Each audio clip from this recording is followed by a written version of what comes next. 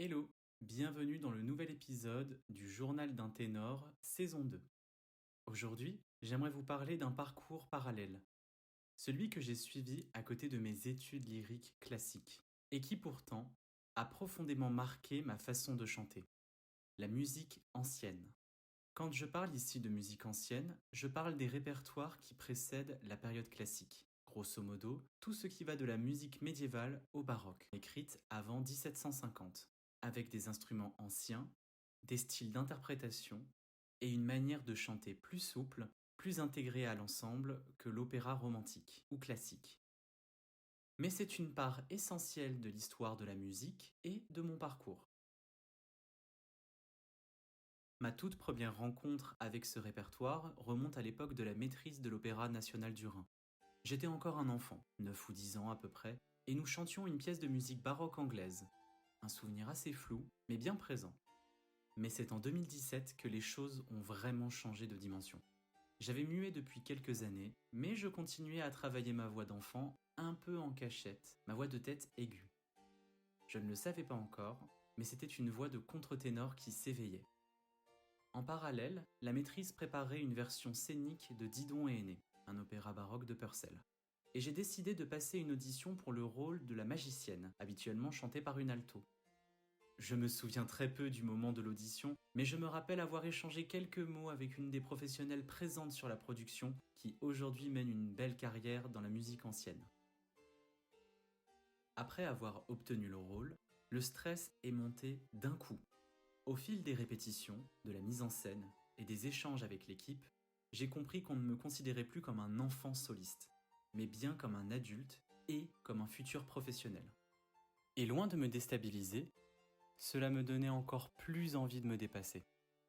Cela faisait des années que je n'étais pas remonté sur la scène de l'opéra en tant que soliste. Et cette fois, j'étais un jeune adulte. Je voulais faire mes preuves. Au début, c'était difficile. Et puis, il y avait ce rôle, méchant, arrogant, un vrai plaisir de jeu.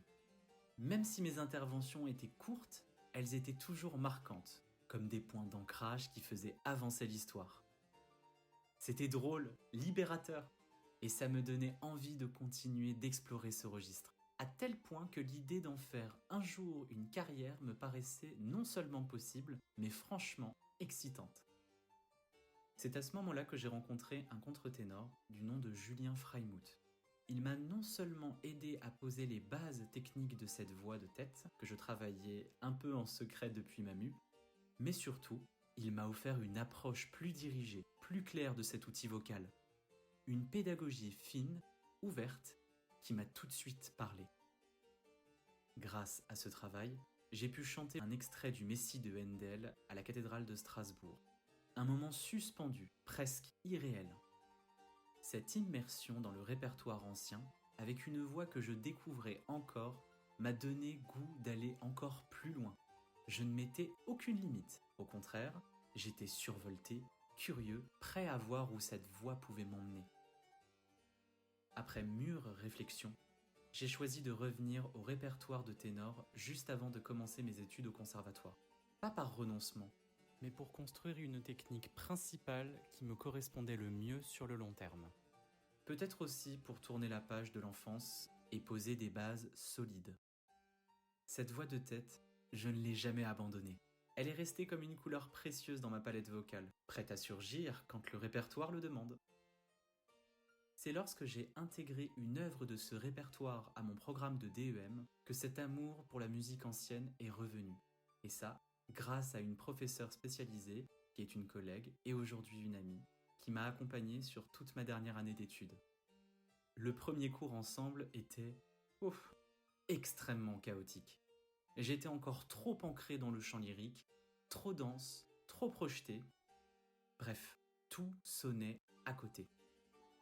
Mais avec patience, curiosité et surtout l'envie de construire quelque chose ensemble, elle m'a aidé à réapprendre, à alléger l'ancrage corporel, à penser autrement la diction et les lignes, à rechercher l'homogénéité sonore avec l'ensemble plutôt que la mise en avant avec la voix.